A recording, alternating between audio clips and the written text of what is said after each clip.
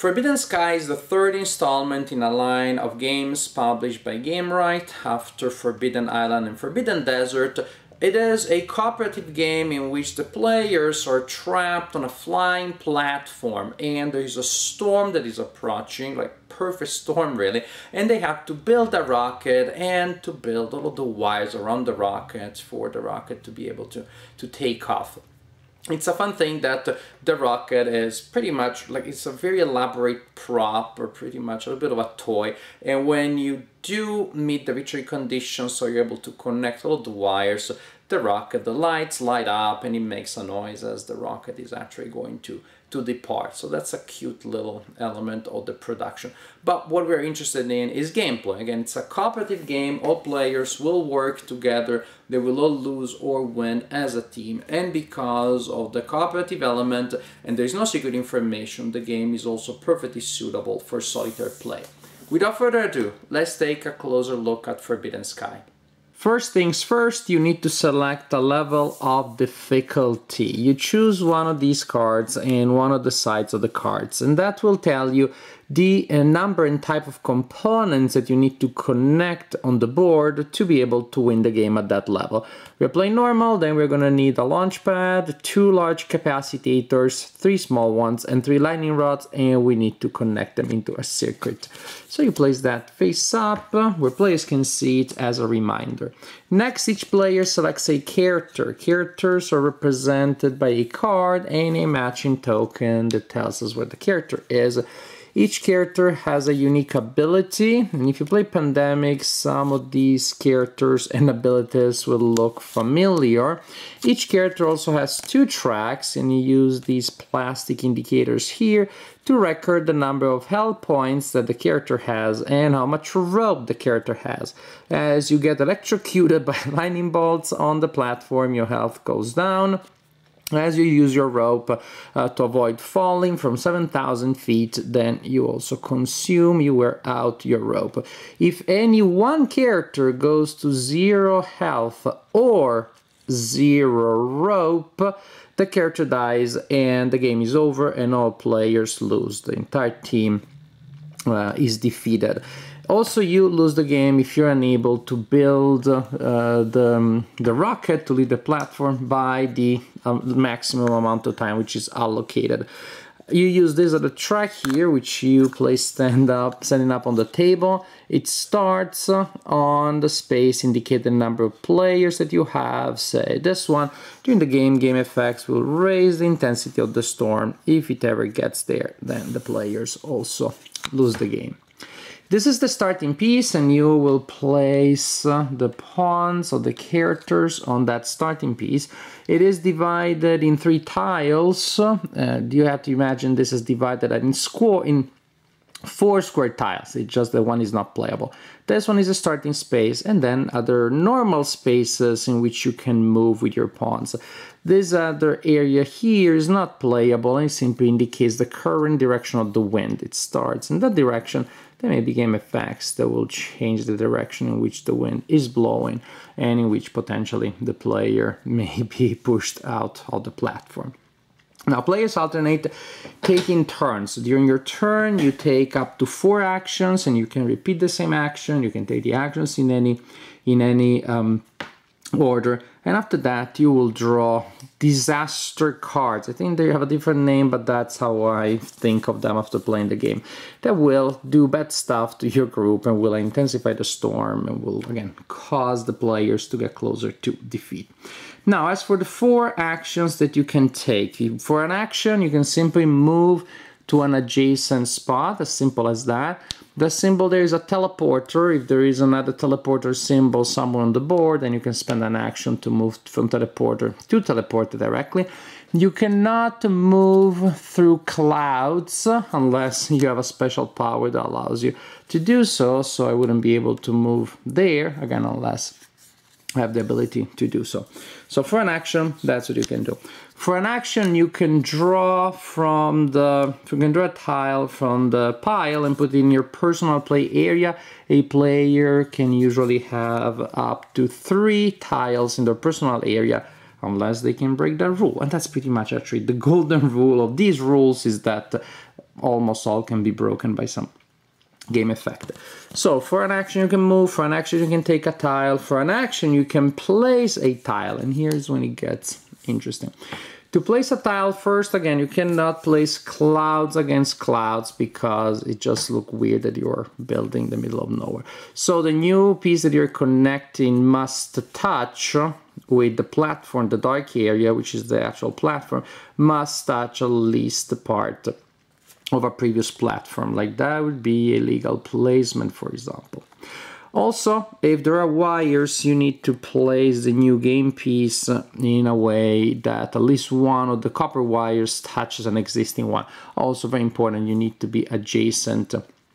You need to be adjacent to the space, to the empty space in which you're placing your new tile. The symbol here indicates lightning rod when you place a tile that has, and that should have been there from the beginning of the game. Well, when you place a new tile with that symbol, then you add a lightning rod from the supply directly, like in that case. You see these small thingies here, these are capacitors. Every time that you complete one by adding a new tile, you simply place the corresponding game piece. These are small capacitors. We also need large capacitors, you may remember from the blueprint card, and those are much more complex because it takes basically 4 corners next to one another to build one of those. And also the launch pad, it takes that too takes 4 squares. For example, say that I'm building that, which is part of the launch pad, and then oh no, that is incorrect, it's not touching. Suppose then I'm building this. More than I'm not touching. Then I'm building this. Haha, that's what I wanted to do. And then that one. It looks like we need more. And so, for example, we complete the launch pad, then we complete a large capacitor, so you see what it looks like. Say that one. And then we got this one. And then, on second thought, let's do this. On second thought. There we go. So when that is complete, we place a large capacitor there, and when that is complete, we place the glorious launch pad there, and on that we also place this guy here, the rocket that we will need to power again by using our circuit. There are a couple of other things that you may notice on the boards. That is a Faraday cage. When anybody is in there, they're protected from electricity. This one here is a wind cage, so when you're there, you're protected from the effects of the wind. And then we have these cards here that have this gear symbol, and when you place down a card with a gear, then you draw a gear card that will allow you to do, well, several things. Imagine of these things as special abilities. You can pause or in the text. They're very, very powerful. Sometimes I find myself just putting down a tile because I wanted a darn card. So the abilities the actions we talked about so far are to move, to take a tile, place a tile, and resolve possible effects from placing a tile, such as getting a gear. And then it's time to wire. We need to wire these. We need to wire these connections. So there is a supply of wires, of 2 types, long and short. For an action, you can connect through a wire. A lightning rod to another lightning rod, and or to a capacitator, and or to a launch pad. Basically, you can connect together capacitors, launch pad, and lightning rods, as long as one of them is in the space or shares the space in which you are. So right there, for example, I can launch a wire from that one to that one, for example. And I need to create a real circuit that exits from one part of the launchpad, goes around touching these components, and then goes back to the launchpad to be able to complete the circuit and to be able to win the game. In fact, the players win if they complete the circuit and everybody is on the launch pad. So basically you need to leave an open connection, get on the launch pad, and the last action of the play that just went to the launch pad must be to connect, because once you connect the launch pad, the rocket immediately launches. And again, if at that point the rocket launches and not everybody's there, the players lose the game. So be there when the rocket leaves is the only way of winning the game. So this is for what you do, and then it's time to use the disaster, the catastrophe cards. Simple as that. You simply flip a number of cards equal to the intensity of the storm. Right now, for example, we would need at the end of a player's turn to draw 2 cards. Wind changes, you simply change the direction of the wind on that display. And then we have lightning strikes. When the lightning strikes, everybody who is not in a Faraday cage and is in a space with a lightning rod, or where there's a copper wire connected to a lightning rod, well, everybody loses a life. Orange, for example, now, well, this one gets the jolt directly from the lightning rod. This one, the electricity travels here, ignores the Faraday cage guy, and hits that player. That will lose 1 health point. As for storm intensifies, that's when you increase the intensity of the storm on that display. And then we have high winds. High winds, everybody will need to move 1 space in the direction indicated by the wind. In this case, for example, this player simply goes here. If somebody was here in the cage that protects you from the wind, then, well, nothing happens to that player.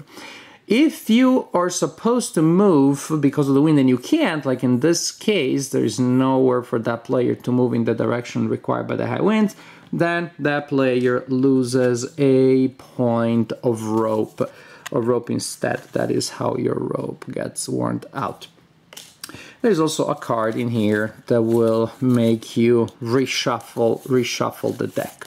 As simple as that. Perform your 4 actions, draw a number of cards, resolve the effects, and then see if you're able to escape the platform before one of the many ways of losing the game applies to the present situation. And again, by escaping the platform, you manage to win the game. But everybody has to be able to make it out alive or you lose the game.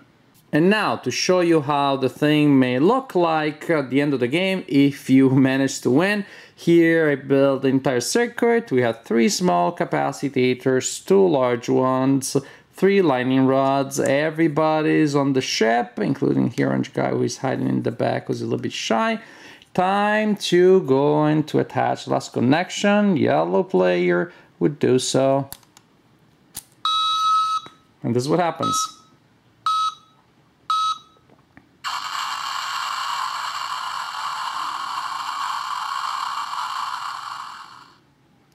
Yay! I know, when you see it in a video like this, it may feel a little bit anticlimactic, but if you play the game 10 times and you failed every time, the time that you managed to do this actually will feel pretty glorious, trust me. The first thing to say is that this game is a considerable step up in complexity and difficulty when compared to Forbidden Island or Forbidden Desert. The rules are just more complex, but I would say not necessarily that. The execution is more complex, as you have to consider where you're going to place the tile and check where all the wires will go and what they connect to, etc, etc, etc. There are just a lot of these little things that you have to take into account. Outside the map, as you form it, as you build it going around, it doesn't look all that attractive. It looks a little bit messy just because there's a weird pattern of full and empty areas, platform and sky. It doesn't look all that aesthetically pleasing. The color palette, I'm not entirely sold on it, but that's a little bit subjective. Better to talking about the complexity, the fact that the map is not always all that easy to read. You really have to check where the wires all go. As for difficulty to win the game, I play many cooperative games. I consider myself, well, to have the basic ideas down. And so the first time that we played the game together with my group, we played it at the normal level. I thought, no need to start at the novice level. And not only did we lose, we lost so horribly. We were probably one third of the journey would take us to build and power up the rocket. I was like, we must be doing something wrong. By the way, if you caught something that I did something wrong in the overview, just let me know, because I still have this like vague feeling that I must be doing something wrong because the game just feels so hard. So then when my friends went there, they went home to try to heal their burden, their wounded pride. I started playing the game solitaire again at the normal level. And again, it's not just that I lost, but I lost so early, so far from the objective, that ultimately I gave up and I tried to play novice. And still, it took me many tries. It took me many tries before I could barely win at the novice level. So it's possible I'm doing something right, or it is just possible that this game is extremely hard to win. Or, third option, it is extremely hard to win for me. Somehow the mechanics of this game are different from the way my brain is wired, and there might be some obvious way of winning or doing things more efficiently that I'm missing. But pretty much, it seems to me, if you want to survive, and this is the big dilemma, if you don't want to lose because somebody is electrocuted or somebody falls from the platform after they lost all the rope, the way is that you need at the end of almost every turn to have almost everybody in a fairly safe place. Which means I go in, I attach a piece of wire, and then I run to the Faraday cage. Or I go there, I take a tile, explore a tile, run back to a safe position, etc., etc. Even then, I'll say, okay, if you do that, you have a slight chance of survival. But of course, then it's taking you much longer, and so then you get to the point where you draw 3 or 4 cards per turn at the end of the turn, and then it's just things are out of control. Because, and that is the point, even if you reach a safe position, then there's still no certainty that it'll be safe until next turn, because you're drawing multiple catastrophic cards. And so in your Faraday cage, you'll protect against electricity, and then there's a big gust of wind that moves you outside of the cage, and then lo and behold, the electricity card hits twice, and then you're fried. This is a game in which I found that really, even more than other games, cooperative games, you have to rely so much on the special abilities and on the synergies of the group. You have to coordinate so much. In a certain sense, even Pandemic, you can play with different players, and if one of them is not using their power to the max, you may still be able to do it. And so you can play a little bit loosely, and so somebody may not play all that efficiently or effectively. Here, it seems to me the game is very tight, and you really need the group to work together. With a large number of players, I don't know that the game will be easier. Actually, the game seems, again, it's even harder to respond or to prepare against the bad stuff that the event deck will throw at you. Because if I have 5 players, and this is when the medic activates, and people start getting jolts of electricity, many of them may be completely barbecued before the medic gets to act again. We say 3 players, then I have more chances. The med did all that they could, they healed people, and then maybe again there won't be so much punishment that will happen to the players before the medic starts again. Also, dying of electrocution has occurred to me much more often than dying because of the consumption of all the rope. And there's a character that rebuilds rope, and so that one to me seems a little less vital than the doctor. And again, maybe it's just in my experience, but statistically losing rope was a much less deadly threat than being electrocuted. In general, if you like a good challenge, if you play Pandemic to the point that now you can win every time, you can't figure out ways of stepping up the challenge anymore, then Forbidden Sky may be there for you. Either I played horribly wrong, in which case I just taught you a more challenging version. If I did something wrong, play my version, because I can tell you it's hard that way. Or that is the way the game is designed, which is what I also suspect. It is a really tough, really challenging game. In a sense, in terms of how difficult it is, it reminded me of Ghost Stories, which was one of the early cooperative games that came out after Pandemic. And that also, just the basic level, is very hard to win. And maybe that is how it should be. Maybe we got spoiled by other cooperative games. But definitely this is a cooperative game that is very challenging. It is fun to play, like Pandemic, with 4 actions that you can take in any order and repeat them, plus special cards. You have a lot of options. It's very fluid, it's very flexible turn structure, but it also comes with some really massive challenges that will require a lot of mastery before you acquire them.